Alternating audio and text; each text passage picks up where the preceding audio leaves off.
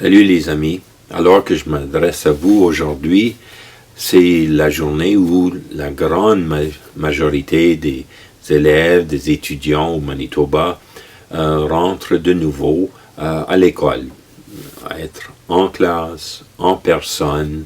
On peut dire, bon, de retour au normal, mais c'est un peu trop vite dire cela.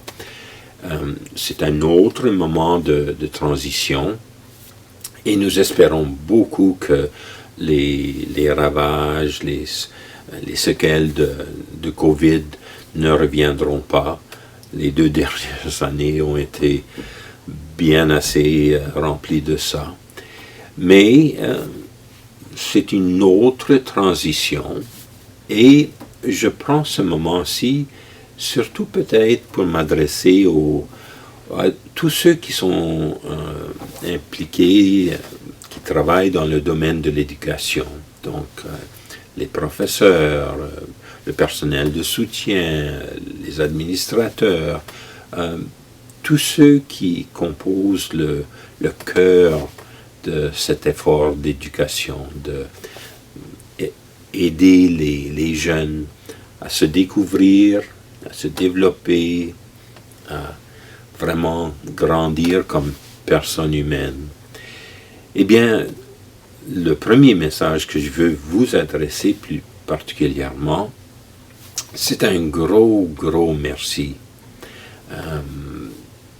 J'entends souvent les 2 dernières années, surtout pour la communauté de professeurs, de personnel à l'école, au collège, aux universités, c'est de vous remercier pour pas simplement avoir tenu le coup, mais d'avoir sans cesse adapté vos manières d'enseigner, vos manières d'être et de rejoindre les jeunes.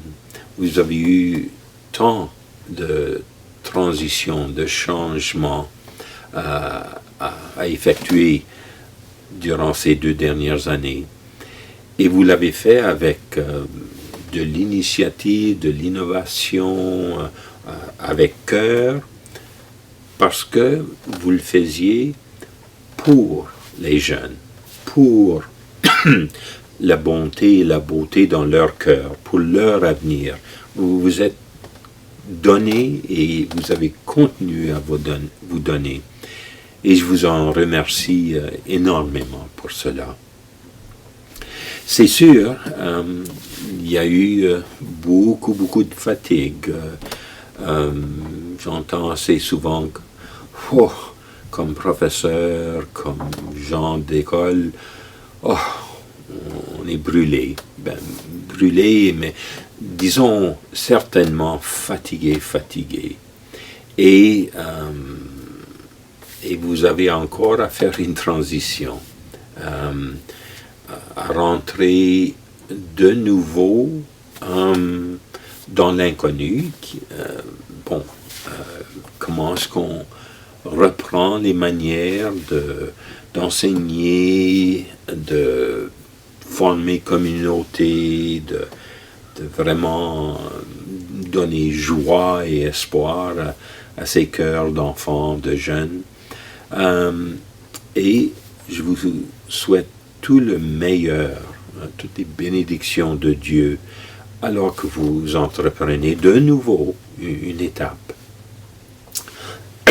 C'est une étape avec espérance, mais c'est une étape qui de nouveau prend de l'énergie, du don de soi.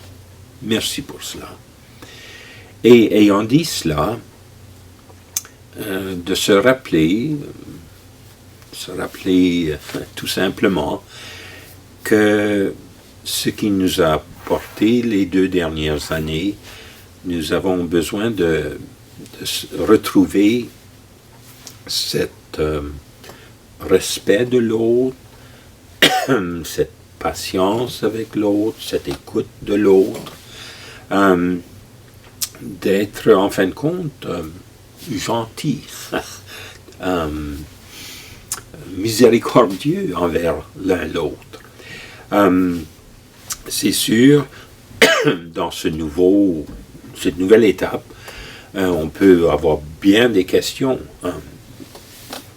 et dans les familles aussi.